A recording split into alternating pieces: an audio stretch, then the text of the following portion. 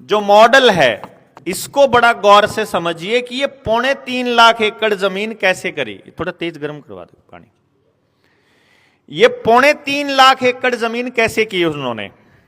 इसका स्ट्रक्चर ये है कि गांव में इस तरह की पॉलिसी को इंप्लीमेंट कर दिया जाए कि जो सबसे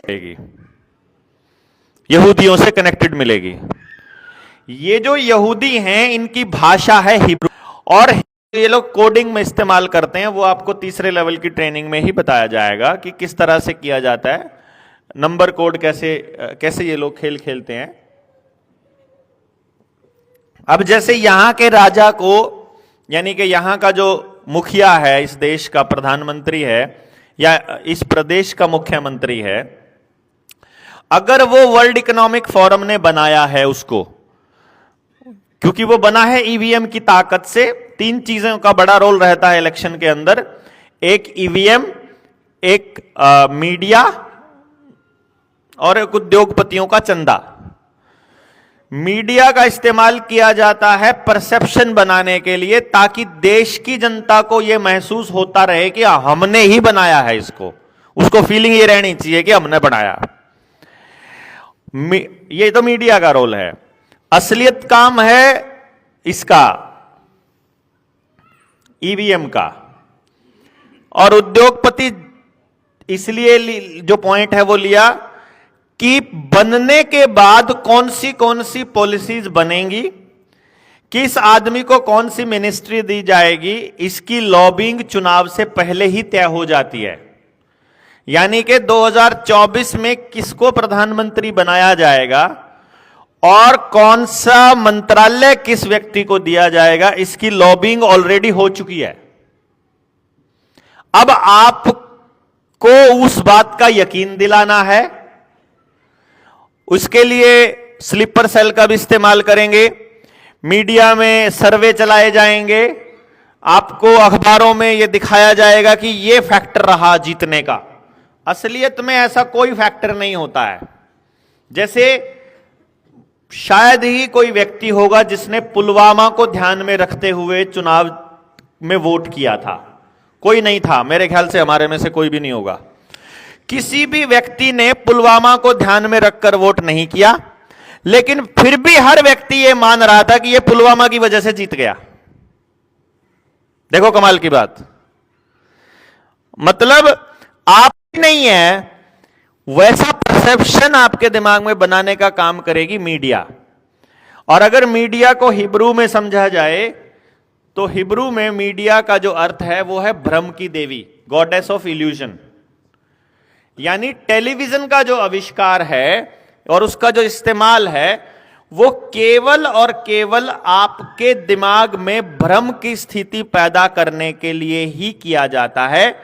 वास्तविकता से, सच्चाई से, फैक्ट से उसका उतना ही नाता है कि आपका भरोसा बना रहे। बस फैक्ट के साथ तो कोई छेड़खानी कर नहीं सकते ना वो लोग, लेकिन परसेप्शन के साथ छेड़खानी कर सकते हैं। खबरों में अगर कोई, पत्रकारिता में कोई बंदा काम किया किसी ने कभी, कोई हाथ खड़ा करके बताएं अगर कोई है तो। नहीं है तो मैं आपको अपना एक्सपीरियंस बताता हूं पत्रकारों के बीच का। कोई भी एक इंसिडेंट हुआ, उस इंसिडेंट को पॉजिटिव चलाना है कि नेगेटिव चलाना है, यह मीडिया हाउस का मालिक तय करता है। उसके ऊपर आर्टिकल पॉजिटिव लिखा जाएगा कि नेगेटिव लिखा जाएगा, आवाम के फेवर का लिखा जाएगा कि हुक्मरान के फेवर का लिखा जाएगा, यह सब वहां से तय होता है, जो एडिटर्स डेस्क होता है।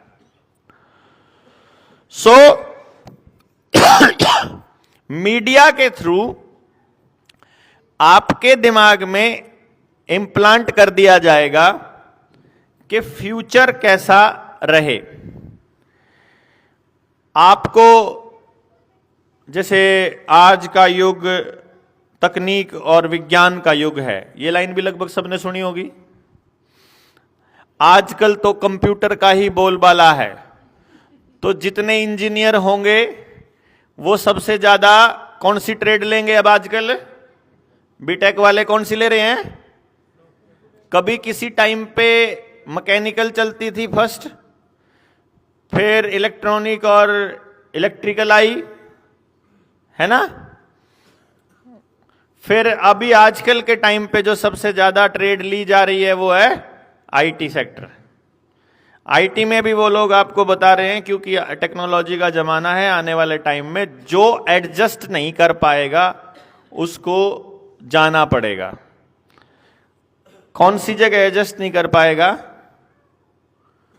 वर्ल्ड इकोनॉमिक फोरम में, वहां जो एडजस्ट नहीं कर पाएगा। पॉलिसीज बनाने के लिए, जैसे आपने गौर किया हो, अगर कुछ दिनों से आपके सोशल मीडिया प्लेटफॉर्म के ऊपर आपके सामने जो आएगी एडवर्टीजमेंट, उसमें एक बहुत बड़ा रोल आएगा कि रतन टाटा को भारत रत्न दिया जाए। रतन टाटा को एयर इंडिया वापस कर दी, टाटा की गाड़ियों को इस लेवल पर प्रचारित किया जा रहा है कि अब वो जगुआर की टेक्नोलॉजी दे रहा है टाटा आपको। इलेक्ट्रिक व्हीकल्स में टाटा को लीडिंग पोजीशन पर रखा जा रहा है, साथ में महिंद्रा को। टाटा को ही ये लोग भारत रत्न देने की प्लानिंग कर रहे हैं। अब आपको ये कनेक्शन कैसे देखना पड़ेगा? अगर ट्रक इस देश में कैसे आए, इसका स्ट्रक्चर आप देखोगे तो आपको पता चलेगा कि जिस टाइम पर टाटा ने ट्रक बनाया, उस टाइम पर पेट्रोल पंप नहीं होते थे, तो ये लोग ड्राम में डीजल भर भर के हर 100-200 किलोमीटर पे ड्राम पे लेके अपने कर्मचारियों को बिठाया करता था। और उद्योगपतियों को शुरू में माल ढोने के लिए इन्होंने फ्री में ट्रक दिए थे। पता ये बात? जैसे आजकल इन्होंने जब इलेक्ट्रिक गाड़ियां शुरू में आई, इलेक्ट्रिक स्कूटर आई, तो आपको क्या कहा कि लगभग फ्री में चलेगी और इसकी तो आरसी भी नहीं बनवानी। सुनी थी ये लाइन ना? ना आरसी की जरूरत, ना लाइसेंस की जरूरत। आपको कोई भी काम प्रमोशन आपको दिया जाएगा तो ऐसे दिया जाएगा कि ये वाला रास्ता आसान है। अगर आप अपने हाइब्रिड बीज, अगर आप अपने ओरिजिनल बीज उगाते हो तो वो उगेंगे नहीं। हाइब्रिड बीज की पैदावार ज्यादा होगी। बिना डीएपी यूरिया वाली मतलब जो दाने आएंगे और डीएपी यूरिया वाले आएंगे वो ज्यादा आएंगे। ज्यादा पैदावार होगी तो ज्यादा आमदनी होगी, तो फिर किसान उस तरफ भागेगा जिधर काम आसान होता होगा। जैसे आधार कार्ड नहीं दोगे तो आपका लाइसेंस जो है वो अप्लाई होने में 1 हफ्ता लगेगा, रोज चक्कर काटने पड़ेंगे। आधार कार्ड दे दोगे तो टक से हो जाएगा।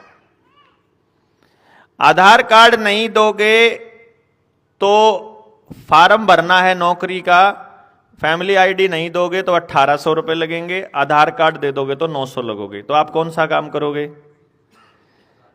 आधार कार्ड देने वाला। समझ रहे हैं मैं किधर लेके जा रहा हूं? इसको समझ रहे हैं आप? वो जिधर आपको लेकर जाना चाहते हैं उधर आपका फेस करके आपको ये बताएंगे कि ये वाला रास्ता आसान है, ये वाला रास्ता सही है। जो जनता सरकार मोर्चा वाले बोल रहे हैं वो तो तुम्हें पिछले जमाने में लेके जाने की बात कर रहे हैं। असलियत में हम आपको स्वस्थ रखने की बात कर रहे हैं, वो उसको पिछला जमाना बोलते हैं। हम ये कह रहे हैं कि जो शिक्षा आपके बच्चे को रोजगार नहीं दे सकती वो इमीडिएटली बंद कर देनी चाहिए और समाज को तय करना चाहिए कि कौन सी शिक्षा प्रणाली बढ़िया है, और उस हिसाब की शिक्षा प्रणाली तय करनी चाहिए। तो वो ये कहेंगे कि ये विकास के विरोधी हैं। इसमें विकास का तो कोई रोल नहीं। क्यों भाई? नहीं समझे ना? वो कहते हैं कि कंपनी राज बढ़िया है, जनता सरकार मोर्चा कह रहा है कि जनता का राज बढ़िया है।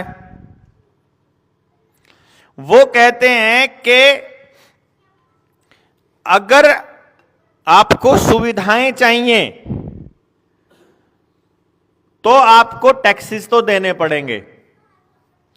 हम ये कहते हैं कि जो पैसा तुमको दिया जा रहा है उसका हिसाब मांगने का अधिकार तो हमारे पास होना चाहिए। मैं अलाउ नहीं करता देश की जनता के पैसों को एडवर्टाइजमेंट के ऊपर बेहिसाब खर्च करवाने को। मैं अलाउ नहीं करता बिना मतलब की चीजों पे पैसा खर्च करने को। मैं ये कहता हूं कि अगर मेरे खेत में रखी हुई 2 ईंटों में राम नहीं है तो फिर राम कहीं नहीं है। क्यों भाई? अगर आप में राम नहीं तो राम कहीं नहीं। तो उसके लिए जनता के पैसे को क्यों फूका जाए? राजा का फर्ज नहीं होता है धर्म का प्रचार करना। धर्म मेरा व्यक्तिगत विषय होता है। मैं अपने घर में किस आराध्य देवता को मानता हूं, किसको नहीं मानता हूं, यह मेरा व्यक्तिगत विषय है भाई। मुझे सड़क पर खड़े होकर के चिल्ला चिल्ला करके यह बताने की जरूरत नहीं है कि मेरा आराध्य कौन है और मैं किसको मानता हूं। तो जब राजा इस तरह की वाहियात हरकत करे और उसके लिए जनता ना बोले तो मीडिया एक ऐसा माहौल बनाने की कोशिश करेगा कि ये तो उस विरोधी पार्टी का व्यक्ति है। मीडिया का यही काम होगा ना। आपने 2014 में सरकार की गलत नीतियों का विरोध इसलिए नहीं किया क्योंकि उस वक्त सोशल मीडिया पर एक प्रचारित किया गया कि भाई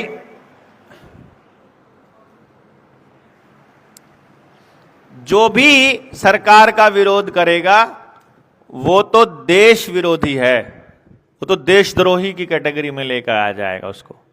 इसलिए हम शांत हो गए।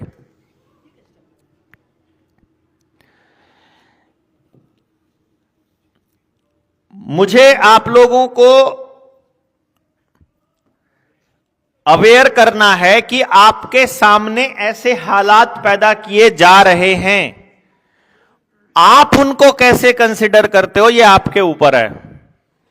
बहुत से लोग हमको ऐसे मिलते हैं जो ये कहते हैं कि इधर उधर की बातें लगती हैं उनको, उल जलुल सी बातें लगती हैं कई बार। हमको भी लगता है कि जब सारी दुनिया एक तरफ सोच रही है तो ठीक ही सोच रही होगी, लेकिन फिर सोचते हैं कि चलो एक अल्टरनेट रास्ता और है, एक अल्टरनेट तरीका और है देखने का। अभी जो चीज आपको दिखाई ही नहीं दे रही है, जो चीज आपको जैसे दिखा रही है सरकार वो सही है तो वो भी आप लोग तय कर लेंगे, और मैं आपको एक दूसरा एंगल देने की कोशिश कर रहा हूं। अगर मैं आपको यह कहूं कि हमें ऐसी शिक्षण व्यवस्था की जरूरत है कि आपके बच्चे को अपना गांव छोड़कर ही जाना ना पड़े, वो ज्यादा प्रोग्रेसिव है या आपका बच्चा गुड़गांव बेंगलोर जैसे शहर में जाकर बसे वो ज्यादा प्रोग्रेसिव है? बताइए आप। और मैंने प्रैक्टिकली देखा है इस चीज को। अब ये लोग क्यों चाहते हैं कि आपका बच्चा पढ़ने के लिए बाहर जाए और आपको पढ़ने के लिए बाहर जाने की जरूरत पड़े और नौकरी करने के लिए गांव छोड़ने की जरूरत पड़े? क्यों चाहते हैं ये लोग? मालूम है हमको। ऐसा माहौल क्यों पैदा करना चाहते हैं कि आपको गांव छोड़ना ही पड़े? क्योंकि जब आप अपने गांव में रहोगे तो आप अपने गांव के विषय में सोचने लगोगे। जो चीजें गलत हैं उनको ठीक करने में भागीदारी आपकी हो जाएगी। जब आपकी भागीदारी किसी चीज में हो जाएगी तो वो आदमी उस चीज को खराब नहीं होने देता।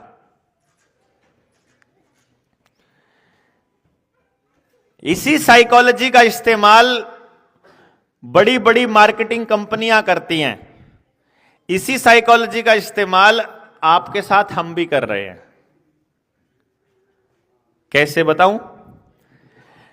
आपके शहर में बड़ी कंपनी का शोरूम, कपड़ों का हो या खाने का हो, कोई बड़ा होटल कोई भी खुलेगा, वो हमेशा शहर के बीच कभी नहीं खुलेगा। कहां खुलेगा वो? शहर से बाहर। वो इतनी दूर खुलेगा कि आपको उस जगह पर जाने के लिए स्पेशल ही घर से निकलना पड़ेगा। खास तौर पे कोई शॉपिंग कॉम्प्लेक्स है जिसमें सारा सामान मिलता होगा, आपको स्पेशल जाना पड़ेगा।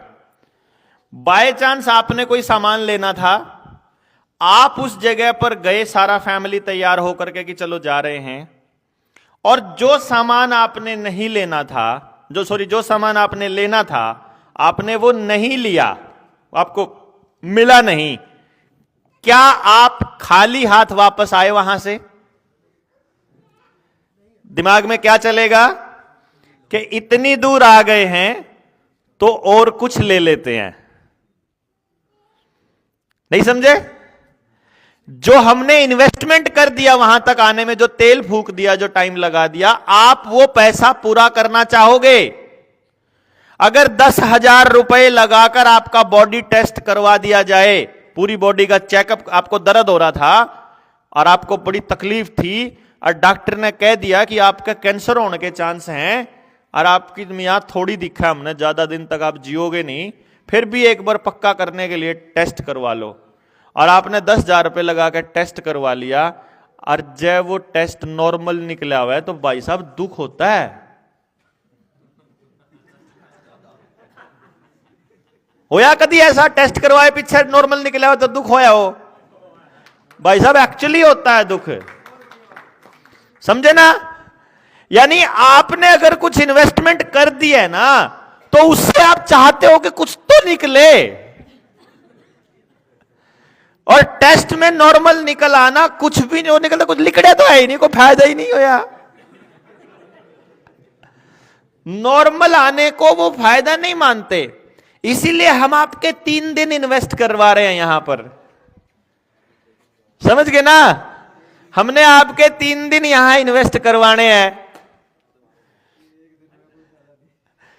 कि आप 3 दिन यहां जब अपने लगा दोगे, बाकी कुछ ना लगाओ, तो आपको यह लगेगा कि आप भी जनता सरकार मोर्चा का एक हिस्सा हो।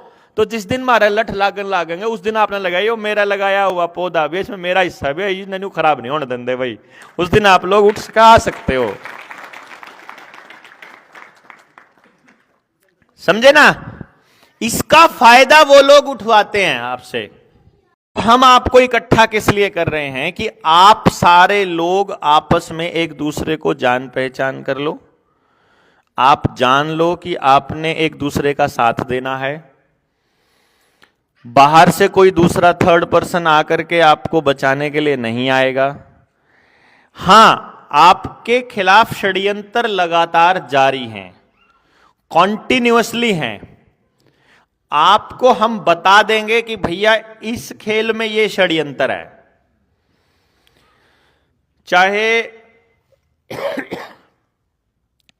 चाहे बात चल रही हो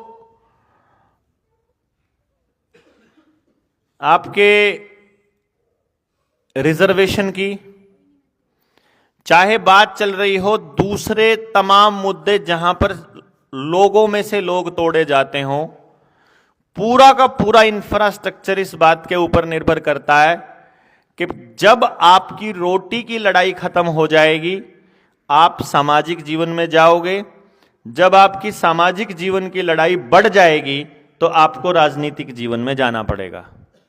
राजनीतिक जीवन में आप जाओगे तो आप असली मुद्दे उठा लोगे, इसलिए उनको जाने से पहले यह साबित कर दो कि जो राजनीति में जाएगा वो तो चोर है।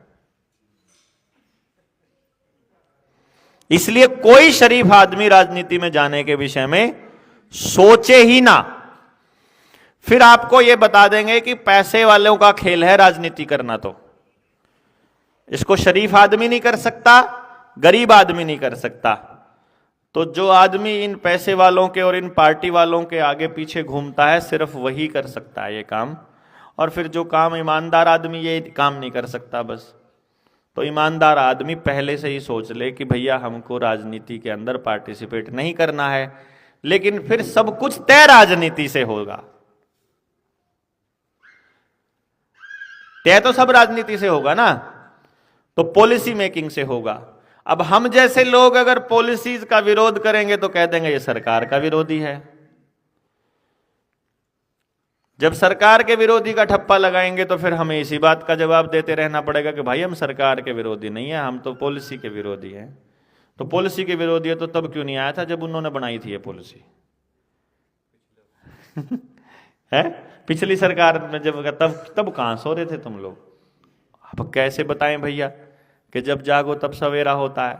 हमें समझ में ही आज की तारीख में, आज अभी भैया ये 17 तारीख है ना आज, तो है।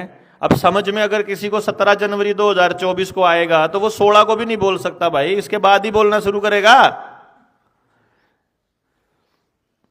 ये समझाने पे लगे रहेंगे वो लोग, सोचते हैं। तो उस बात को मैं फिर से वहीं लेके आता हूं। आपके जीवन में जो भी चीज आपको कभी भी फ्री में मिली है, वो चीज असल में वैसे ही है जैसे चूहे दानी में चूहे को फंसाने के लिए फ्री में पनीर का या रोटी का टुकड़ा डाला जाता है। समझे आप? जो भी चीज फ्री में मिली है बस उसका एक ही काम है और कोई काम है ही नहीं। यह बात हमारे पुरखों को पता थी, इसीलिए उन्होंने हमें जो ज्ञान दिया उस ज्ञान में एक लाइन थी कि किसी से कुछ भी फ्री में लेना नहीं, उसके बदले में कुछ ना कुछ देना पक्का है। लेकिन इन्होंने बड़ी जल्दी से इन्होंने आदत देखी कि आदमी की एक बेसिक नेचर है कि उसको बिना मेहनत किए अगर मिलना शुरू हो जाए तो अगली बार उसको और ज्यादा चाहिए बिना मेहनत किए। और अब तो हालत यह आ गई है कि जनता सरकार मोर्चा वालों के पास फोन करके, घर बैठे बैठे फोन करके कहते हैं भाई रे बैंक वाला ने जीना मुश्किल कर रखा है, मगर फिर बचाओ हमने। क्यों करो जावा, बस कर सको थम कर सको समाधान थमे कर दो बसले, मतलब हम ही कर दें बस।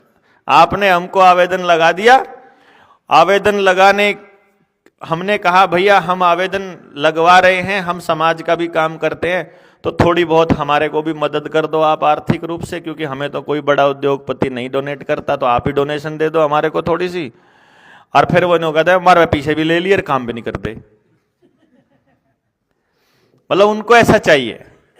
तो जो मैं आपको बता रहा था, आपके खेतों में पेस्टिसाइड यूरिया डीएपी जब पहली बार दिया उन्होंने तो आपको फ्री में दिया था, क्योंकि हाइब्रिड बीज कम पानी में नहीं उगता है, इसलिए आपके ट्यूबवेल के कनेक्शन फ्री में दिए थे और किसान को बिजली चलाने के लिए फ्री में दे दी थी। शुरू में डीजल के ऊपर हैवी सब्सिडी दी गई थी, बहुत सस्ता डीजल पड़ता होता था किसान को, ताकि उसके लिए बैल को रखना महंगा पड़े और ट्रैक्टर रखना सस्ता पड़े। समझे ना? फिर एपीएमसी बना करके मंडियों के अंदर कहने को कागजों में 35 फसलों पर एमएसपी दी गई, लेकिन असलियत में केवल 2 ही फसलों पे दी गई। जहां मल्टी क्रॉप हार्वेस्टिंग होती थी, जहां पर सभी तरह की खेती होती थी कई लेयर में, जिससे भूमि का पोषण बना रहता था, वहां किसान ने पैसे के लिए सिर्फ मात्र 2 फसलों पर सेंटर्ड होना शुरू कर दिया और भूमि की जो उपज थी, भूमि की जो उपजाऊ शक्ति थी, वो धीरे धीरे क्षीण होती चली गई। पैरेलल में क्या क्या नुकसान हुए? आपने हाइब्रिड बीजों का चलन बढ़ा दिया, जिससे कि आपका ओरिजिनल बीजों की तरफ रख रखाव बंद हो गया। बिजली आपको अनलिमिटेड फ्री दे दी गई, जिसकी वजह से आपने नहरी पानी के ऊपर नजर रखना बंद कर दिया। उधर से उन्होंने नहरों को कंट्रोल करना स्टार्ट कर दिया बांध बना करके, और पानी को रोकना शुरू कर दिया। आपने नहरों की तरफ गौर करना बंद कर दिया। घर में आपके नलका और समर्सिबल लग गया, इसलिए आपने जोड़ की तरफ चिंता करनी बंद कर दी। और डंगर ही नहीं रखते हो आप, तो आपको जंगल उग रहे हैं या खत्म हो रहे हैं, आपको इससे कोई फर्क पड़ता नहीं। तो जो आपके सामूहिक इस्तेमाल की चीजें थी, आपने उनसे ध्यान धीरे धीरे हटा लिया। पूरे गांव के बच्चे एक ही जगह पर पढ़ते थे, तो सभी लोग उसमें पार्टिसिपेट करते थे। कोई उसमें कमरा दे देता था, कोई अपनी मां की याद में पंखा दे देता था। तो स्कूल सामूहिक रूप से तैयार करके हम लोगों ने रखे हुए थे। बाद में ऐसा कल्चर बनाना शुरू कर दिया कि सरकारी स्कूल में तो बच्चा सिर्फ राशन खाने जाता है, मिड डे मील खाने जाता है, वहां पढ़ने कोई नहीं जाता। तो जो गांव के समझदार व्यक्ति थे, अपने आप को समझदार मानने वाले, उन्होंने अपने बच्चों को सरकारी स्कूल से हटा करके प्राइवेट में भेजना शुरू कर दिया। जब प्राइवेट में भेजना शुरू कर दिया तो जिसका बच्चा ज्यादा अंग्रेजी बोले उसकी मां ज्यादा बढ़िया साड़ी पहन के चले। उस चक्कर में फिर माया ने अपने बाबू तक उन बच्चों के बाबू तक कहना शुरू करा कि मेरा भी इसे स्कूल में पढ़ेगा। देखा कि ऊपर पटर पटर अंग्रेजी बोलो, और उसकी मां भी अंग्रेजी लागी बोलो नहीं तो। और फिर हमने एक ही गांव में अलग अलग लेवल बना लिए कि ये गांव के प्राइवेट स्कूल वाले माँ बाप हैं, ये शहर वाले स्कूल के माँ बाप हैं, ये बढ़िया स्कूल ब्रांडेड स्कूल के हैं, ये अंग्रेजी बोलने वाले के हैं, ये टाई वाले के हैं। और ऐसा करके एक ही गांव अलग अलग हिस्सों में बंटना स्टार्ट हो गया, आर्थिक आधार पर, दिखावे के आधार पर, और सबका ध्यान स्कूल से हट गया। अब आपको जंगल की जरूरत नहीं है, जोहड़ की जरूरत नहीं है, स्कूल की जरूरत नहीं है, कम्युनिटी अस्पताल की जरूरत इसलिए नहीं है क्योंकि आपको आयुष्मान कार्ड दे दिया गया, क्योंकि तो इसलिए आपको कम्युनिटी वाले अस्पताल की भी जरूरत नहीं है। तो आपको सामूहिक किसी चीज की जरूरत नहीं है, तो आप उसको बचाने की लड़ाई कभी नहीं लड़ोगे। ऊपर से क्योंकि आपको सिखाया गया है कि जब गांव में समस्या हो तो उसका समाधान गांव में नहीं करना है, आपको गांव छोड़ के चले जाओ नौकरी करने के लिए। गांव में कुछ भी ना हो तो शहर चले जाओ, शहर में ना हो तो बड़े शहर चले जाओ, उसमें भी ना हो तो विदेश चले जाओ। मतलब समस्या को छोड़ करके, समस्या से भाग करके किसी दूसरी जगह पलायन कर जाओ। और इस पलायनवादी सोच का यह असर हुआ कि हमने लड़ना बंद कर दिया, हमने हमारे बच्चों को लड़ना सिखाना बंद कर दिया। और आज सिचुएशन ये है कि गांव के 100% जमीन तो बैंकों में नीलाम पड़ी है जिनकी व्यक्तिगत है, और बाकी जो सामूहिक जमीन थी, अस्पताल की, जोहड़ की, शामलात की, जंगल की, मंदिर की और चौपाल की, चाहे किसी की जाटों की चौपाल हो, चाहे किसी की बामणों की हो, चाहे किसी की चमारों की हो, चाहे वाल्मीकियों की हो, सबकी चौपालों को सरकार अपने नाम रजिस्ट्री करवा चुकी है। यानी अब गांव के पास अपनी सामूहिक चीज के नाम पर कुछ भी बचा नहीं है। Got it? ऊपर से कानून इस तरह के लाए गए हैं कि आपका लैंड एक्विजिशन एक्ट कहता है कि अब आपकी जमीन को एक्वायर करने के लिए आपकी परमिशन की जरूरत नहीं है। पहले क्या होता था कि इस गांव की जमीन चाहिए मुझे, तो 70% आबादी के सिग्नेचर होने जरूरी थे। अभी उन्होंने लैंड एक्विजिशन एक्ट के अंदर जो चेंज किया, उन्होंने कहा कि अब किसी की जरूरत नहीं है, और PPP model, public private partnership model के तहत यदि कोई कंपनी सरकार को अपना प्रोजेक्ट लिख कर दे दे कि हम यहां से कोई हाईवे बनाना चाहते हैं, तो उस जमीन को एक्वायर करने की जिम्मेदारी सरकार की है। एक्वायर करके उसका कब्जा कंपनी को देने की जिम्मेदारी। और ये मध्य प्रदेश में उन्होंने कुछ जगह पर कर दिया है, और अभी जींद में ये लोग शुरुआत करने वाले हैं। 4800 एकड़ जमीन को जबरदस्ती ये लोग एक्वायर करके वहां से एलिवेटेड हाईवे खींच रहे हैं, जिसमें वो ये कहते हैं कि तुम्हारी ये जमीन इस जगह पर स्टैंड करती है, इस जमीन का सर्कल रेट ये है, इसके हिसाब से इतनी माप बनता है, इस माप का इस रेट से इतना पैसा बनता है, ये तुम्हारे खाते में करवा दिया गया है, हमें 1 महीने में जमीन खाली चाहिए।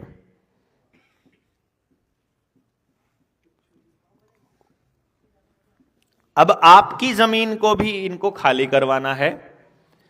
आपका जो जीवन का स्तर है उसको धीरे धीरे ये ऐसा करते जा रहे हैं जिसमें आपको ऐसा महसूस होगा कि रखने से ज्यादा किराए पर लेना आसान है। जैसे गाड़ी को आज आप, एक बड़ी गाड़ी अगर आप रखते हो और एक किराए पर लेते हो, शहर में तो ऐसा कल्चर है कि आप, ये मल्टीनेशनल कुछ कंपनियां हैं जो मोबाइल एप्लीकेशन से चलती हैं, हम उनकी एडवर्टीजमेंट नहीं करते इसलिए नाम नहीं लेंगे, उस कंपनी की कैब से चलना आसान है बजाय अपनी लेके गाड़ी रखना, क्योंकि वहां पार्किंग में जाकर खड़ी करनी पड़ेगी, आए हर साल का इंश्योरेंस का खर्चा है, फिर टायरों का खर्चा है, फिर दूसरे और खर्चे हैं खाम खाई के, सर्विस के खर्चे हैं। तो इससे अच्छा अपना थोड़ा फालतू पैसा देके किराए पे ले लो। यहां तक कि आपका जो एंटरटेनमेंट है उसको भी वो लोग रेंटेड ले आए हैं।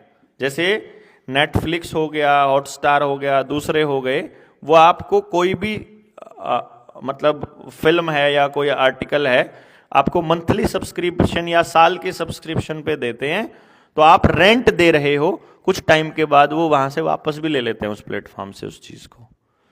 जैसे अगर आपने सीडी खरीद ली तो परमानेंट हो गया आपके पास सोर्स आपका, आप उसके मालिक हो। पेन ड्राइव में है तो आप डाउनलोडेड है तो आपके मालिक हो। लेकिन अगर आपने नेटफ्लिक्स से डाउनलोड किया है तो आप उसको स्टोर नहीं कर सकते, वो आपके मोबाइल में ही रहेगा। समझ गए ना? हर बार डेटा नहीं खर्च करना पड़ेगा आपको। कहने का मतलब यह हुआ कि पानी का भी आप किराया दे रहे हो, बिजली का भी आप किराया दे रहे हो, घरों में हाउस टैक्स लगने वाला है, प्रॉपर्टी टैक्स, तो आपका शहर में रहने का भी किराया आने वाला है। अभी 2021 में उन्होंने क्या किया था, एक कानून बनाया था प्रॉपर्टी टैक्स का, जिसमें 100 गज के प्रॉपर्टी टैक्स का जो रेंट था उन्होंने साल का 1 लाख रुपए रखा था। बाद में विरोध हुआ तो वो वापस ले लिया, क्योंकि उनको मालूम है कि अभी 24 के चुनाव से पहले थोड़ा ड्रामा और करेंगे ये लोग, मतलब आंदोलनों के नाम पर। तो जब 24 के चुनाव के बाद अपनी फुल फ्लेज सरकार आएगी तो दोबारा से उसी कानून को वापस ले आएंगे। तो मकान आपका रखना है वो भी रेंटेड हो गया, गाड़ी रखना रेंटेड आपके लिए आसान है, डंगर रखना महंगा है, थैली का दूध लेना आसान है क्योंकि वो पैकेट में आ जाता है आपको। गेहूं उगाना मुश्किल है लेकिन ब्रेड का पैकेट लेना आसान है। और आपको हर रोज कॉन्टिन्यूअसली गरीब किया जा रहा है। मालूम है आपको ये बात? आपको बिल्कुल मालूम नहीं चलता। एक और इस तरीके से किया जाता है कि हमको उलझा के रखा है किसी और ही चीज के ऊपर। सोचना जरा, एक कैलकुलेशन बताता हूं मैं आपको, और अगर ये आप सबके साथ हो चुका होगा।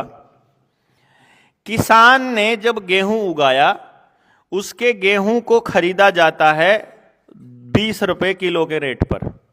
वही 2021-2200 का रेट होता है क्विंटल का, ठीक है जी। उसी किसान को वही गेहूं सड़ाकर मिलता है ब्रेड के पैकेट के रूप में। अगर आप ब्राउन ब्रेड का पैकेट देखोगे तो 65 रुपए का आधा किलो आता है। यानी वही गेहूं सड़के आपको 130 रुपए किलो मिलता है।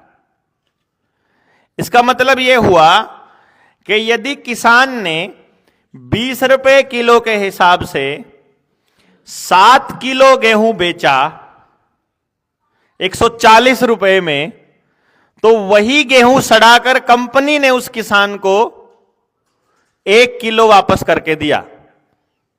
1 किलो, मैंने बोला ना ब्रेड का पैकेट 1 किलो 130 रुपए का पड़ा ना, आधा किलो का ब्रेड का पैकेट अगर 65 का पड़ता है।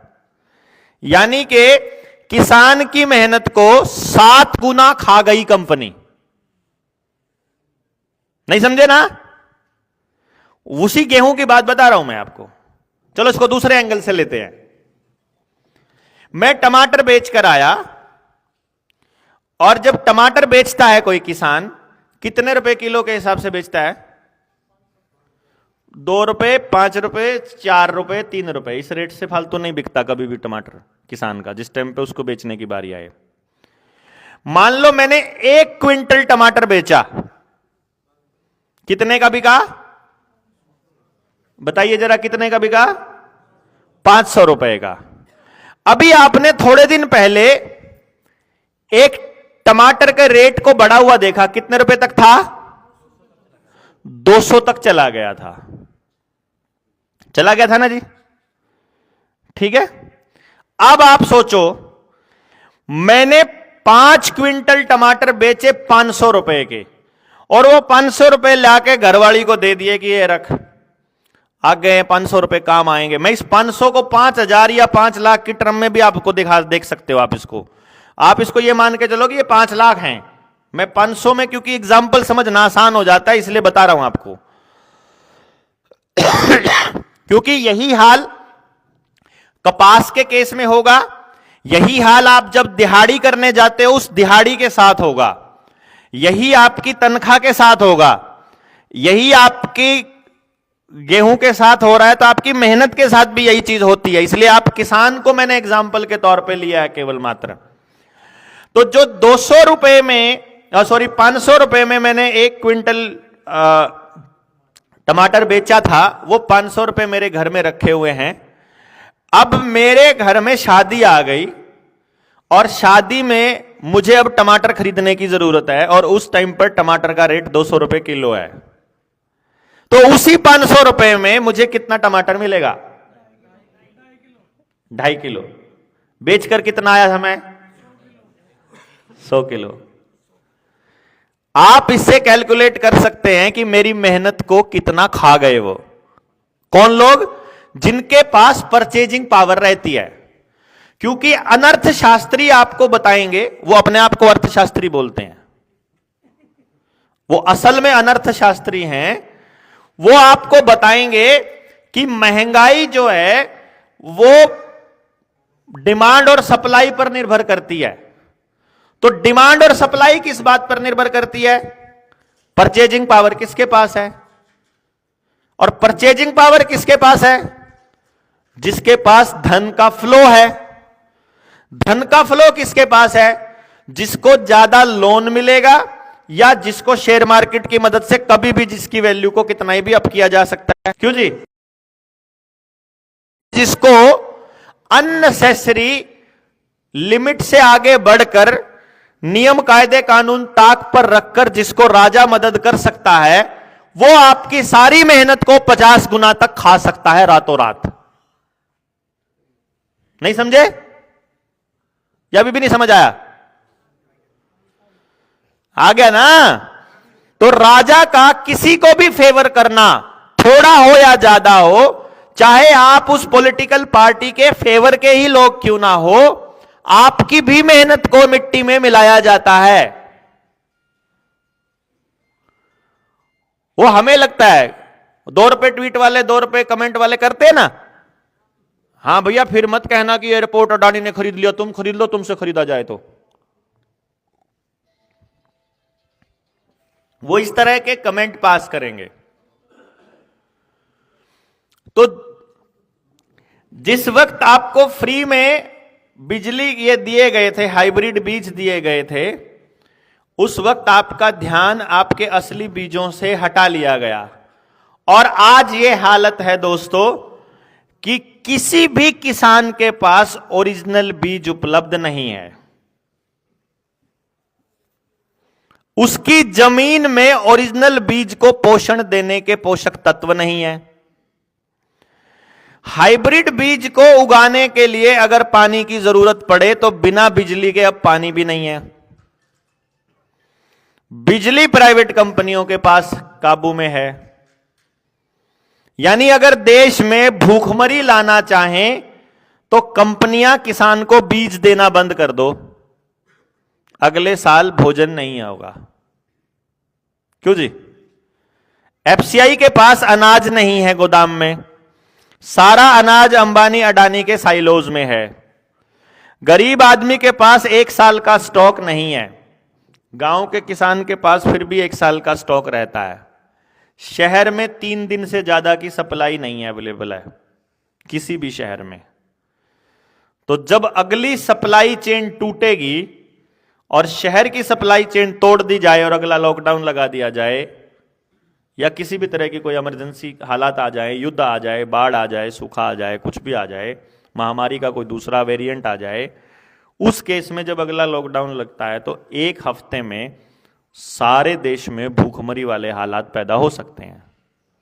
और ये होने वाले हैं, ये आपको पहले से आगाह कर रहे हैं हम, क्योंकि हमारे पुरखे एक बात कहा करते थे कि बारिश का इंतजाम करना है तो बारिश का मौसम आने से पहले कर लेना पड़ेगा। तो आपके पास अपना बीज अवेलेबल नहीं है, पूरी कौम के पास नहीं है, पूरी किसान कौम के पास नहीं है। बिजली आपके पास नहीं है, पानी आपके पास नहीं है, बीज आपके पास नहीं है, इंटरनेट आपके हाथ में नहीं है, सूचना प्रसारण आपका रुक चुका है, भाईचारा आपका टूट चुका है, एक दूसरे से बात करने की फुर्सत आपके पास नहीं है, समस्याओं से लड़ने की काबिलियत हम भूल चुके हैं। जब अगला दौर मानवता के ऊपर खतरे का आएगा तो हम एक दूसरे को काट कर नहीं खाएंगे, इसकी क्या गारंटी है? यह इतना चिंता का विषय है जिसको आप इग्नोर नहीं कर सकते। यदि आपको दिखाई दे रहा है जो मैं कह रहा हूं, मैं हवा में तो बात नहीं कर रहा हूं, लग रहा है किसी को मैं हवा में बात कर रहा हूं, भाई किताबी बातें कर रहा हूं, या कोई मैं एवं ही बना के बात कर रहा हूं, ये आपके सामने के हालात में आपको बता रहा हूं। क्योंकि आप अपने घर में जब घुसते हैं तो आपको वहां चिकना फर्श मिलता है, बढ़िया हालात मिलते हैं, टीवी पे चलता है वो चलता है, मोबाइल पे आपका डेटा चल रहा है, फिर नेटफ्लिक्स पे आपको मूवी देख जाते, इसलिए आप उस कबूतर की तरह हो गए हैं जिसने आंख बंद कर ली तो उसने सोचा बिल्ली चली गई। तो आपको, क्योंकि आपको सुबह ही 4 बजे 5 बजे आपकी टूटी में पानी आ जाता है, तो इसलिए आपको मेरी बात समझ में नहीं आएगी शायद, क्योंकि आपको अभी दुकान पे जाते ही ब्रेड का पैकेट मिल जाता है, भूख लगी हो तो कुछ भी मिल जाएगा। लेकिन उस प्रोसेसिंग में कितने हालात क्या क्या बदल रहे हैं, किस तरह से पूरा वर्ल्ड के अंदर क्या चेंजेस आ रहे हैं पूरी सिस्टम के अंदर, वो हम नहीं देख पा रहे हैं। लेकिन पहले बता हम इसलिए रहे हैं ताकि जब ऐसे हालात आए तो उस दिन आपको यह मालूम हो कि कुछ लोग तो ऐसे हैं जो इस हालत को पहले से जानते होंगे, जानते थे, और जो जानते थे दोनों कुछ ना कुछ तो इंतजाम कर ही रखा होगा कि हम अपने मानसा तन्यू तो कैसे कहा कि भाई 1 साल की बजाय 2 साल का स्टॉक रखना शुरू कर दो, ताकि जो चीज महीना चलनी थी चल कम से कम 2 महीने चल जाए। और आप स्टॉक ना रख पाओ इसके लिए पूरी कोशिशें हैं सरकार की। खेती के 3 कानून किस किस भाई ने पढ़े थे? किसी भाई ने नहीं पढ़े, ना उसका पक्ष करने वाले ने पढ़े, ना उसका विरोध करने वाले ने पढ़े। लेकिन मैं आपको बता दूं, खेती के 3 कानूनों के अंदर, एसेंशियल कमोडिटी एक्ट के अंदर यह लिखा हुआ था कि अगर देश में एक्स्ट्रा ऑर्डिनरी कंडीशंस जैसे कि सूखा, बाढ़, महामारी, युद्ध जैसे हालात, एक्स्ट्रा ऑर्डिनरी कंडीशन आ जाएं, उस केस में वैल्यू चेन पार्टनर्स और एक्सपोर्टर्स को सरकार अनाज देने के लिए बाध्य नहीं कर सकती। यानी अंबानी अडानी के साइलोज बिल्कुल सेफ हैं, और जिसके पास अनाज खुला पड़ा है जैसे कि किसान का कूटला या उसके घर की टंकी, वहां से सरकार जबरदस्ती अनाज को लेके देश में वितरण कर सकती है। और इसीलिए देश के अनाज को खाली किया जा रहा है। एफसीआई को खाली करने के लिए ही 80 करोड़ लोगों को अनाज बांटा जा रहा है। इन 80 करोड़ लोगों को असलियत में अनाज की जरूरत नहीं है, इनको बांटा जा रहा है अनाज खाली करने के लिए, देश में भूखमरी का हालात लाने के लिए खाली किया जा रहा है। और उल्टा जितना चावल दिया जा रहा है गरीब आदमी को, सारा का सारा फोर्टिफाइड दिया जा रहा है, उसके ऊपर केमिकल स्प्रे करके दिए जा रहे हैं जो कैंसर कारक हैं। तो हर गरीब आदमी को कोटे से जितना राशन मिल रहा है, सारा का सारा वो असल में बीमार करने के लिए दिया जा रहा है। उधर से खाली हो रहा, दो दो काम हो रहे हैं। तो गांव के हालात से वाकिफ आप लोग हैं ही।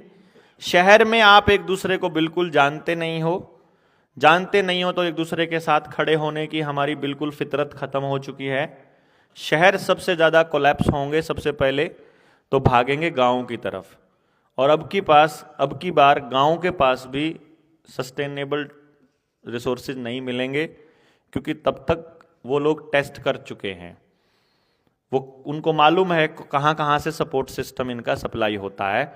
और अभी तक हम लड़ाई लड़ने की हालत में थे, क्योंकि हमारे पास अपना अनाज भी था और हम लोग कैश में लेन देन करते थे।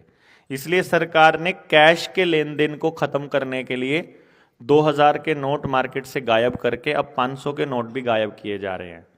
आपके एटीएम्स कार्ड जो कि कभी किसी टाइम पे फ्री दिए गए थे, आज उनसे शुल्क भी लिया जा रहा है। साथ ही साथ आपके एटीएम में पैसे नहीं मिलते हैं। अब आपको ज्यादा से ज्यादा डिजिटल पेमेंट करने के लिए प्रमोट किया जा रहा है, मोटिवेट किया जा रहा है, ताकि आप ज्यादा से ज्यादा सीबीडीसी को एक्सेप्ट करने लग जाओ।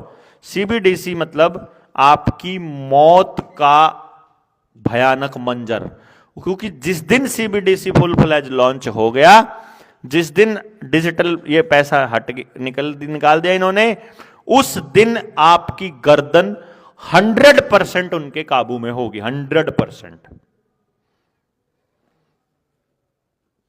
यही तो वो चाहते हैं।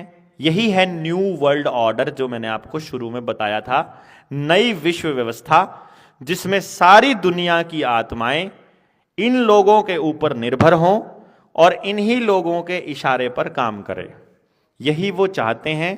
तो वो ऐसी दुनिया चाहते हैं जहां विरोध नाम की कोई चीज ना हो, केवल और केवल जैसा सरकार बोले वैसा मान ले।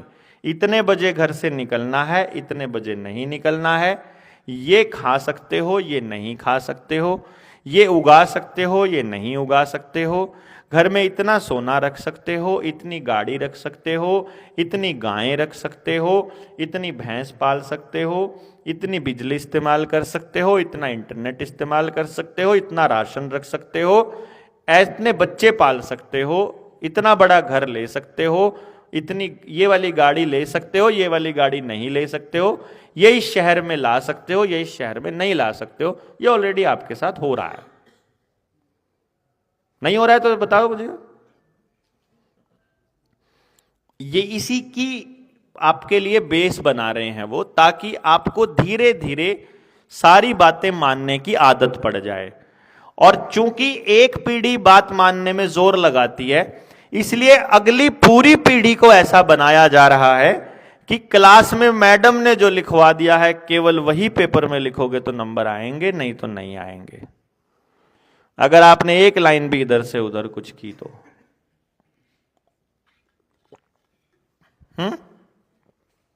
यही है ना। तो अगली पीढ़ी सरकार की खिलाफत करने के बारे में सोच ही नहीं पाएगी, क्योंकि गूगल तो ऐसा बोल रहा है। उस बेचारे को क्या पता कि गूगल का सुंदर पिचाई भी वर्ल्ड इकोनॉमिक फोरम का ही मोहरा है। उसको क्या पता कि जितने उद्योगपति हैं जिनके हाथ में मीडिया है, जो मीडिया में तुमको दिखाई दे रहा है वो सब इल्यूजन है, वो सारा का सारा केवल और केवल भ्रम है। तो भ्रम की दुनिया में हमारी नई जनरेशन्स को रखा जा रहा है। अब ये बात हमको कब समझ में आएगी, कब नहीं आएगी, मुझे नहीं मालूम। लेकिन जिसको समझ में आ गई है उसका यह दायित्व बनता है कि वो अपनी अगली पीढ़ी को, अपने पड़ोसियों को, अपने रिश्तेदारों को कॉन्टिन्यूअसली बताना शुरू करे कि भाई वो दौर आने वाला है। पहले आपको कोड़ों से मार मार कर गुलाम रखा जाता था, आपके शरीर को गुलाम रखा जाता था, आपकी आत्माएं जिंदा रहती थी। आज आपकी आत्माओं को मारा जाता है। आत्मा मारने के 2-3 तरीके होते हैं। आप प्रकृति से जितना दूर रहोगे उतनी आपकी आत्मा मरेगी, यानी जितना आप जमीन पे टच कम करोगे तो आपको बढ़िया जूतों की एडवर्टाइजमेंट दी जाएगी ताकि आप नंगे पैर रहना छोड़ दें। आपको ट्रैवल ज्यादा से ज्यादा करवाया जाएगा ताकि आप पैदल कम से कम चलें। खुली मिट्टी में आप कम से कम चलें। आपको फ्लैट में रहने के लिए प्रमोट किया जाएगा ताकि आप जमीन से कम टच में रहें और ज्यादा से ज्यादा दूरी आपकी जमीन से बनी रहे और प्रकृति से, खेत से बनी रहे। आपको केमिकल वाला पैकेट वाला खाना दिया जाए ताकि आप खुला कम से कम खा पाओ, क्योंकि पैकेट वाले खाने में प्रिजर्वेटिव है। आपका मोबाइल आपको झूठ बोलने के लिए कॉन्टिन्यूअस प्रोत्साहित करेगा, मोटिवेट करेगा, क्योंकि जिसके हाथ में मोबाइल है दिन में वो लगभग एवरेज 10 झूठ कम से कम बोलता है। और जब आप झूठ बोलते हो तो आपकी आत्मा की गिरावट हो रही होती है, ये उनको मालूम है। समझ रहे हैं? उसमें जब आप अपने बच्चे से छुपकर कोई अश्लील वीडियो देखते हो या आपका बच्चा आपसे छुपकर कुछ अश्लील देख रहा होता है तो आपकी आत्मा की गिरावट हो रही होती है। आपकी आत्मा गिर गई, आपका आत्मा मर गई, तो आप लड़ने के लिए वैसे ही तैयार नहीं होंगे कभी भी, क्योंकि केवल जिंदा आत्मा वाले लोग ही लड़ सकते हैं। तो आपने किसी का पैसा ना मार रखा हो, आप झूठ ना बोलते हो, आप अपने ईमान पर सच्चे खड़े हो, आप दूसरों का भला सोचते हो, केवल तब आप डीसी और तहसीलदार की आंख में आंख डालकर बोल सकते हो कि तेरी हिम्मत कैसे होगी इसको छेड़ने की, नहीं तो आपका खतरा हो जाएगा कि सामने आ जाएगी पुलिस वगैरह। इसलिए हर व्यक्ति को गिल्टी कॉन्शियस में डालना इनके प्रयोजन में, इनके इस पूरी स्क्रिप्ट में शामिल है कि हर व्यक्ति को यह फील होना चाहिए कि मैं गिल्टी हूं, मैं चोर हूं, मैं लायक नहीं हूं, मैं ही कसूरवार हूं, सरकार ठीक है और हम सरकार के आगे नहीं अड़ सकते।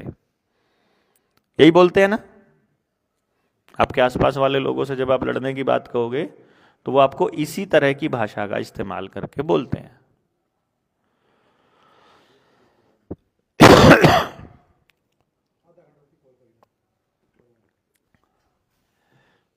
तो अब आपको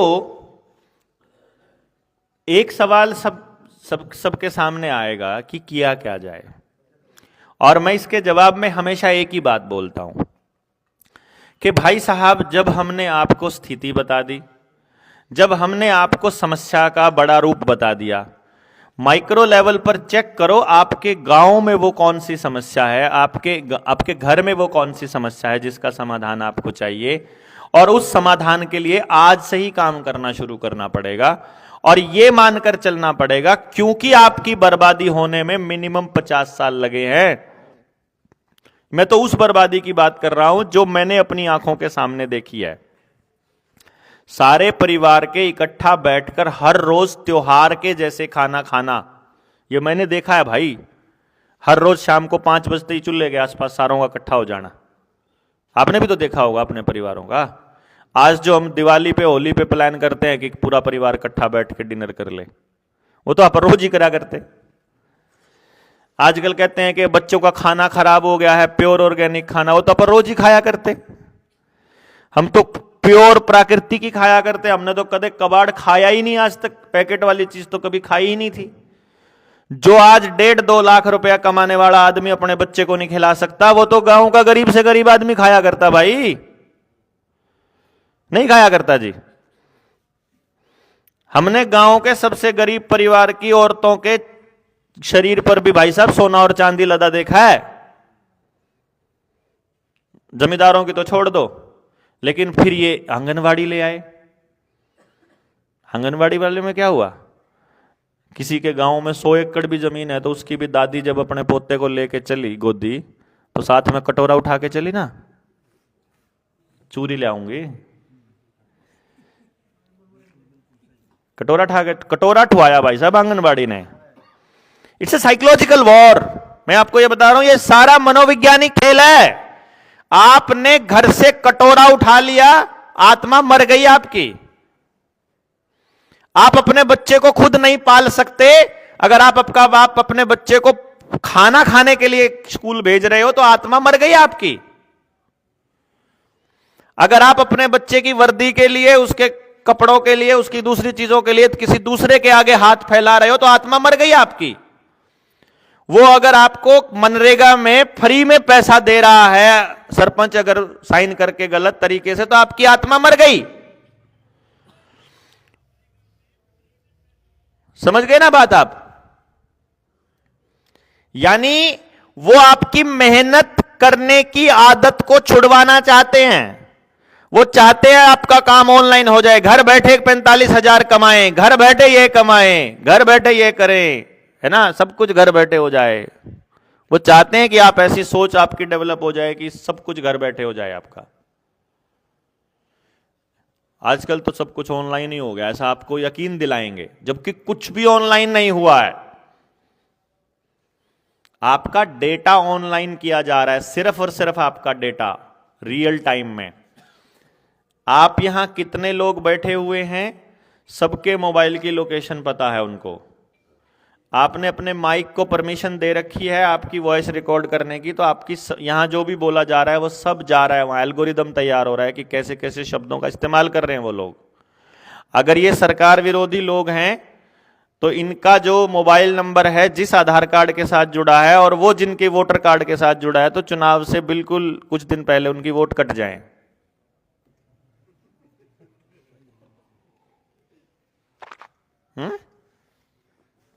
और इन लोगों के सामने, और तो सबको पता है जो सोशल मीडिया पर काम करने वाले लोग हैं, आपकी पोस्ट को टारगेट किया जा सकता है। सिर्फ इस एरिया के लोगों को टारगेट कर दो, ये वाली बात वहां तक जानी चाहिए, तो आपके सामने वैसी वीडियोज आनी शुरू हो जाएंगी। बहुत कॉन्शियस लड़ाई लड़ने की से लड़ने वाली ये लड़ाई होगी। सब कुछ झोंका जा सकता है। ये मैं इसलिए बोल रहा हूं कि जिन्होंने भी इस न्यू वर्ल्ड ऑर्डर के खिलाफ बोलने की कोशिश की और कभी भी बोलने की कोशिश की, उनको बहुत निर्दयता से रगड़ दिया गया है। मैं आपको बता रहा था कि पहले जो गुलामी थी वो शारीरिक थी, अब जो गुलामी है वो मानसिक है। अब आपको मालूम ही नहीं है कि आप गुलाम हो। अगर आप सुबह उठते ही गुड मॉर्निंग बोलते हो तो गुलाम हो, क्योंकि आपको मॉर्निंग का मतलब ही नहीं पता। अंग्रेजी भाषा मालूम है ना आपको, शैतान की भाषा है या नहीं पता? अंग्रेजी शैतान की भाषा है।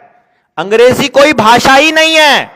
English is a language of spelling की भाषा है ये। स्पेल मतलब जादू टोना। शब्दों में बड़ी ताकत होती है। पिताजी बोलो और मेरी मां का लोग बोलो, सेम फीलिंग आएगी क्या? नहीं आएगी ना। मतलब शब्दों का अपना रोल है।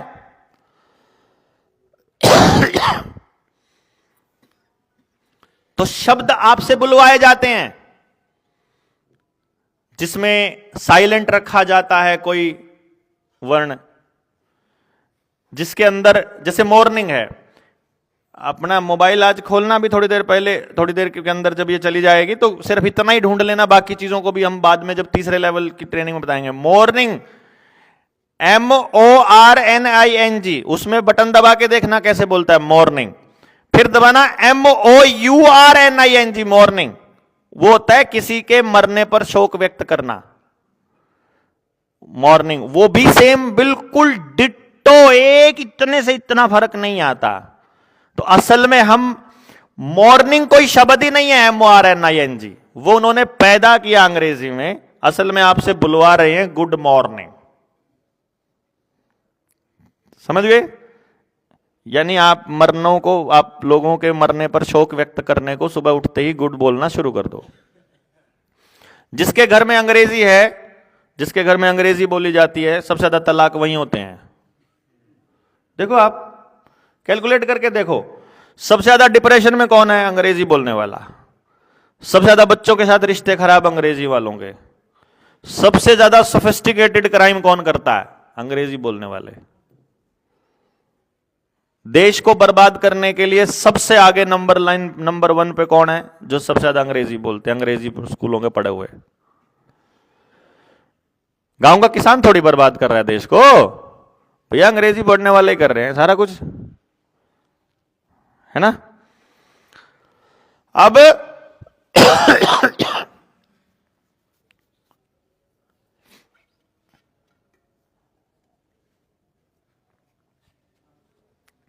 ये आपको भाषा के माध्यम से आपसे ऐसी चीजें बुलवा रहे हैं।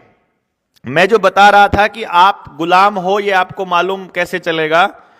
यदि आप सुबह उठते ही गुड मॉर्निंग बोल रहे हो तो आप गुलाम कैटेगरी में आ रहे हो।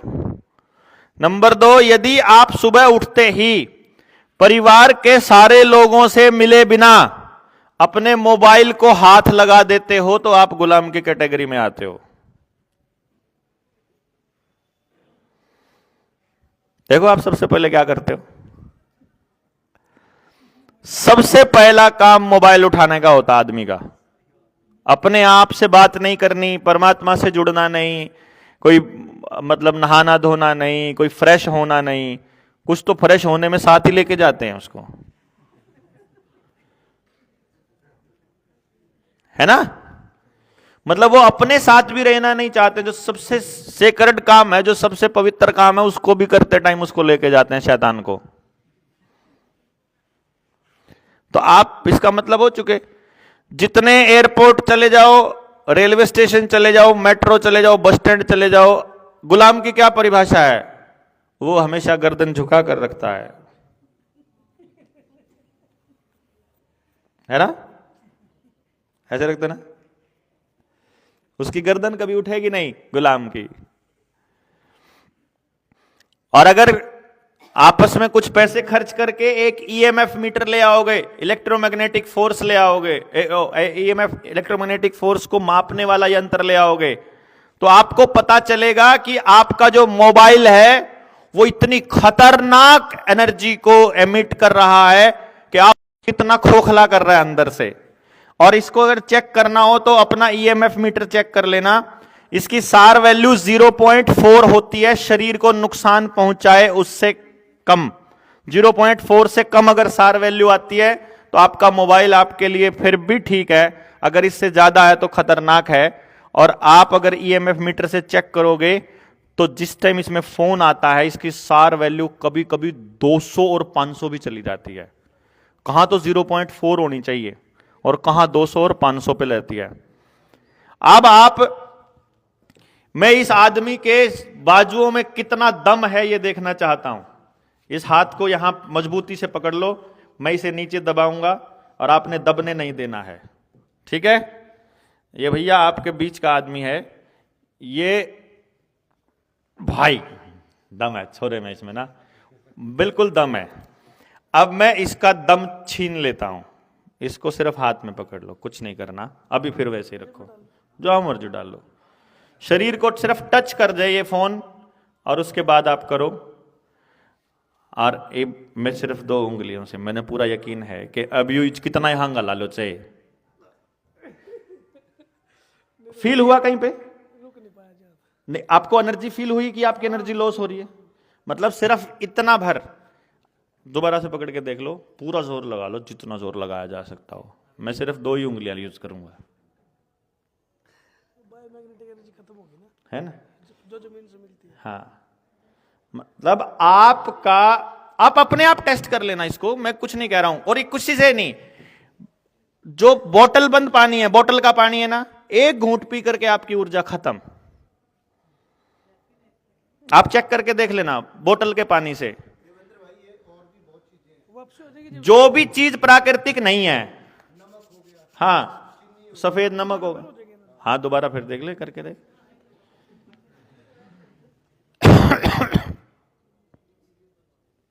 अंदर फील हो जाएगा अपने आप, होता है, यहां से खोखला हो जाएगा अपने आप ही। अब आप सोचो, जो बच्चा अपने मोबाइल को यहां डाल के रखता है, ये हिस्से में आपका स्पर्म काउंट 0 हो रहा है। ये इसलिए रखा हुआ है अपने बैग में। मैं तो ये मोबाइल इसलिए रखा हुआ है। ये आपका अपना बंदा है, वो कह रहे हैं उनके मोबाइल से करिए। तो मोबाइल तो इसी का था, मोबाइल तो मेरा ही है। उसमें ले रहा होगा कुछ न कुछ। अरे तू अरे भाई, मोबाइल को खोदा देंगे।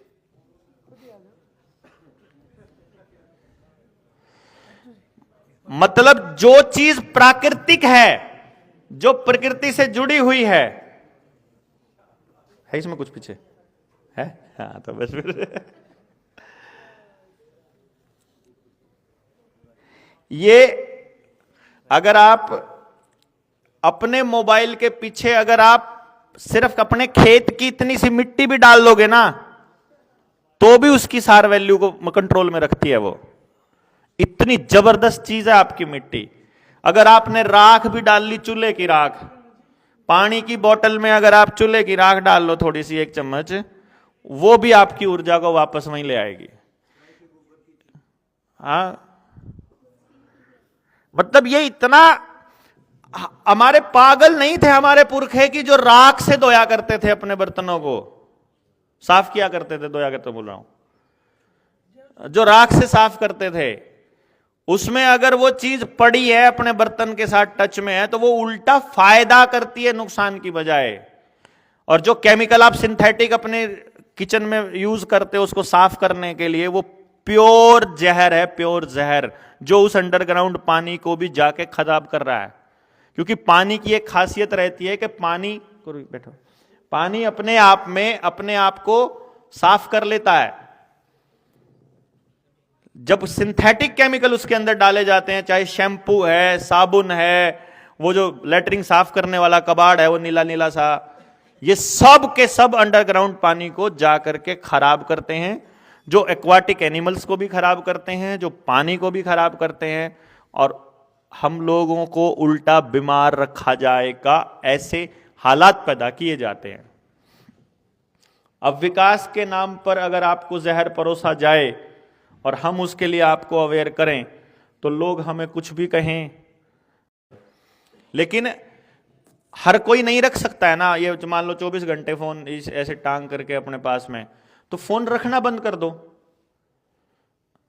और ये फोन रखना बंद करना ही पड़ेगा अपने को आखिर में। अगर आपको सीबीडीसी का विरोध करना है तो आपको कैश ट्रांजैक्शंस पे आना ही पड़ेगा।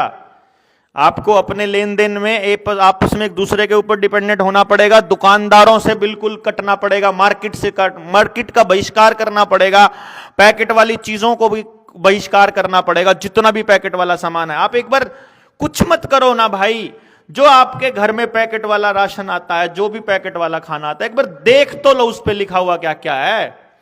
लिख रखा है कि इसमें जहर है, लिखा हुआ होता है उसके अंदर, कोड में लिखा होता है, आर्टिकल 401, आर्टिकल 305, आर्टिकल फलाना ढिमकाना। उस आर्टिकल का नाम क्या है एक बार सर्च तो करो जा करके, और उसके साइड इफेक्ट क्या है चेक तो करो।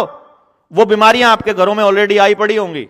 जो प्रोडक्ट आप खाते हो, चाहे ब्रेड है, चाहे बिस्किट है, चाहे नमकीन है, चाहे आपका ये जितना भी पैकेट वाला खाना आता, जो भी पैकेट आपका बच्चा जो खाता है दुकान से पैकेट वाला खाना, कुछ भी, वो सब के साइड इफेक्ट भी लिखे हुए हैं बकायदा, और वो साइड इफेक्ट आपको हुए भी पड़े हैं ऑलरेडी।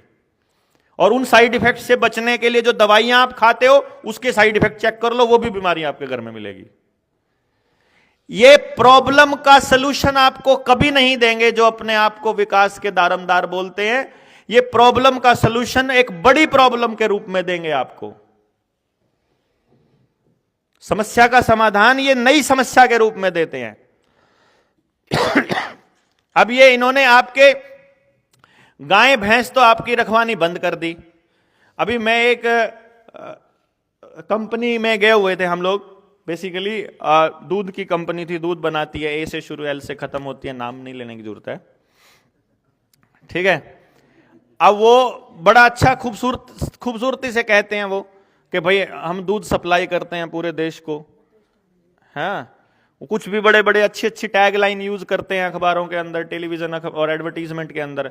तो वहां एक बड़े से कढ़ाई के अंदर वो ब्लीचिंग कर रहे थे दूध की, उसको व्हाइट कर रहे थे। तो हमने बोला कि क्या मतलब ये रेड सा कलर, जो स्ट्रॉबेरी वाला दूध तो पिया ही होगा आप सबने, स्ट्रॉबेरी आता है ना, तो वो ऐसा गुलाबी सा रंग था उसका। तो हमने बोला कि क्या ब्लीचिंग काय को कर रहे हो, ये स्ट्रॉबेरी वाला है क्या? बोला स्ट्रॉबेरी वाला नहीं है यार, वो असल में क्या होता है कि जब किसान दूध दूहता है और मान लो कोई थन खराब है गाय का भैंस का, तो वो उसको छोड़ देता है, कटड़े को भी नहीं लेने देता, और वैसे भी उसको छोड़ता है और दवाई लगा देता है।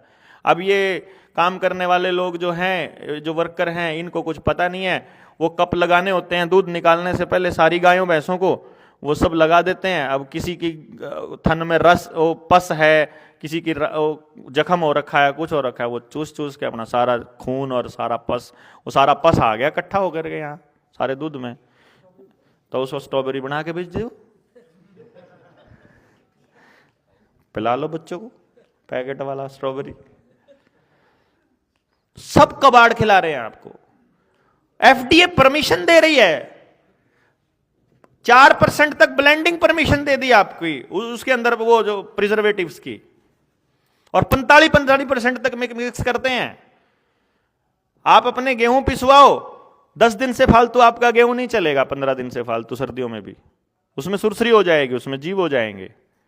ये 6 महीने पहले आज बना देते हैं, 4 महीने बाद की तो मैन्युफैक्चरिंग डेट डालते हैं उस पर, और फिर उसके 6 महीने तक एक्सपायरी की डेट रहती है। एक साल कैसे चल जाता है भैया? 45% तक की ब्लेंडिंग करते हैं और प्योर कैंसर बेचते हैं, प्योर कैंसर। तो अगर आपको प्योर खिलाना है अपने बच्चे को, तो आपको किसान के साथ कनेक्ट होना पड़ेगा, और किसान से कनेक्ट हो गए तो किसान को हमें बिना जहर का बोना सिखाना पड़ेगा। बिना जहर का बोने के लिए तो उसके पास ओरिजिनल बीज भी होने चाहिए, और तो इसके लिए पूरा इकोनॉमिक सिस्टम तैयार करना पड़ेगा, पूरा शहर के और गांव के लोगों को मिलकर के। अब इसके लिए भी हम बताएंगे सोल्यूशन आपको।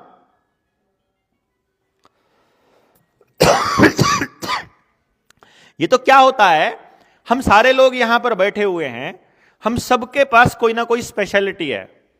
कोई ट्रांसपोर्ट का काम करता है, कोई दुकानदारी का काम करता है, कोई सेल परचेज का काम करता है, कोई किसी कंपनी में काम कर रहा है, कोई किसी कंपनी में।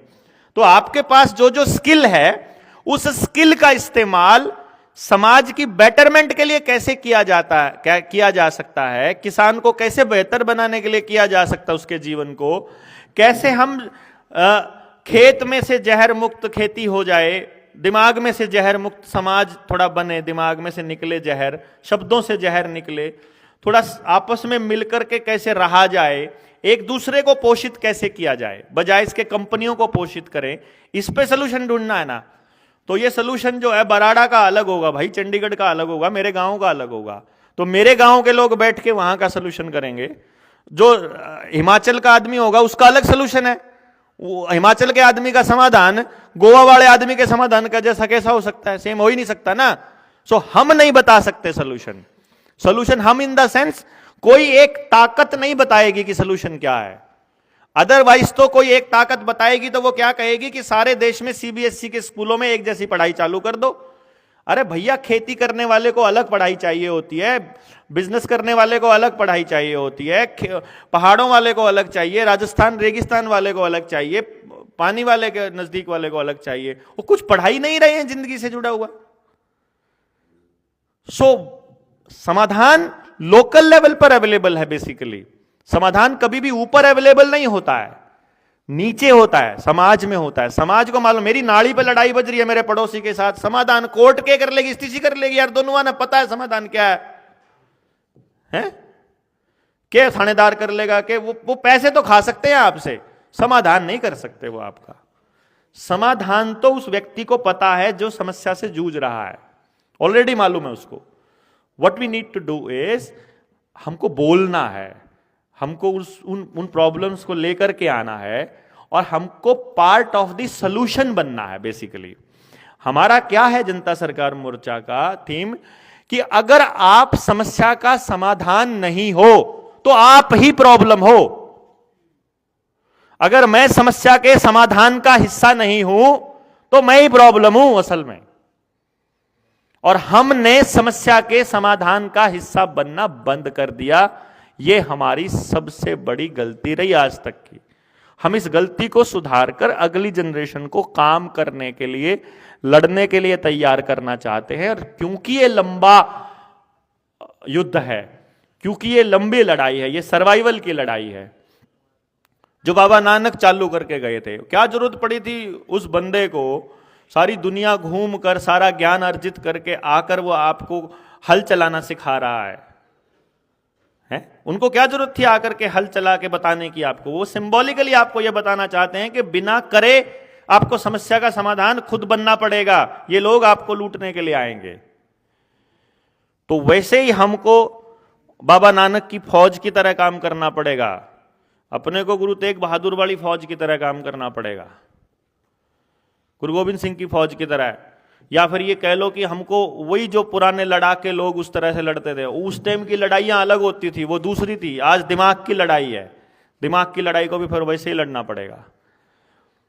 तो आप में से जो जो लोग योद्धा निकल के आएंगे कि हाँ हम लड़ेंगे, उनको इकट्ठा करने का प्रयास है ये ट्रेनिंग के सेशंस।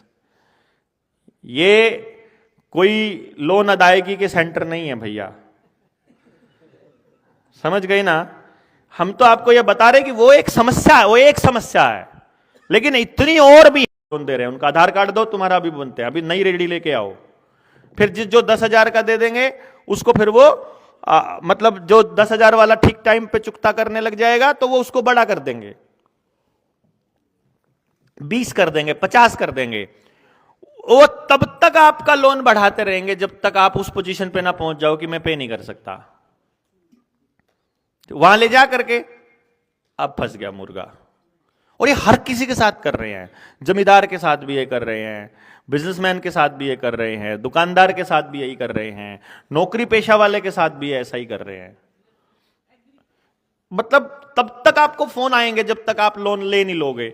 लोन ले लोगे तो फिर कहेंगे बड़ा ले लो, टॉप अप करा लो, फिर और ले लोगे तो फिर एक पोजीशन आएगी जब आप पे करने की पोजीशन में। तो ये हर व्यक्ति को जब ये क्रेडिट स्कोर में ले आएंगे, जो सिबिल स्कोर बोल रहे हैं आजकल ये, उसको ये क्रेडिट स्कोर बोलेंगे। उस क्रेडिट स्कोर का नाम बाद में ये पैसा का क्रेडिट स्कोर नहीं आएगा, उधर से सीबीडीसी आएगा फुल फ्लैज, और इधर से इस क्रेडिट स्कोर का नाम आपका सोशल क्रेडिट स्कोर हो जाएगा। वो सोशल क्रेडिट स्कोर में ही फंसाना है, रुपया नाम की चीज को गायब करना है इनको। जैसे मैंने आपको बताया मेहनत को गायब कर दिया, रुपए को गायब करना है, उसकी जगह ई रुपया लेकर आना है। जैसे ही सीबीडीसी आया, ई रुपया आया, आपकी गर्दन 100% फंदे में है, फिर आपको दुनिया की कोई ताकत नहीं बचा सकती। जो जनता सरकार मोर्चा वाले लड़ रहे हैं इतने सालों से, हमको मालूम है कि वो सीबीडीसी आएगा, उससे बचने का रास्ता हमने तो ढूंढ रखा है भैया, हमने तो ढूंढ रखा है पहले से ही। हम तो आपको जगा रहे हैं कि ना ही आए अगर आप बड़े लेवल पे लड़ लोगे तो, वरना हमने तो अपना रास्ते ढूंढे हुए हैं। जिन्हें आना आ जाओ हमारी गाड़ में, हमारी टीम में शामिल हो जाओ। जिन्हें ना आना ना हो भाई, जिसको लगता है सरकार बढ़िया काम कर रही है तो करो सरकार की गुलामी। इसलिए हम इसे ज्ञान युद्ध बोलते हैं। तो ये छोटे छोटे मसले मैंने आपके सामने डिस्कस किए हैं अभी। और जब आप इस लड़ाई को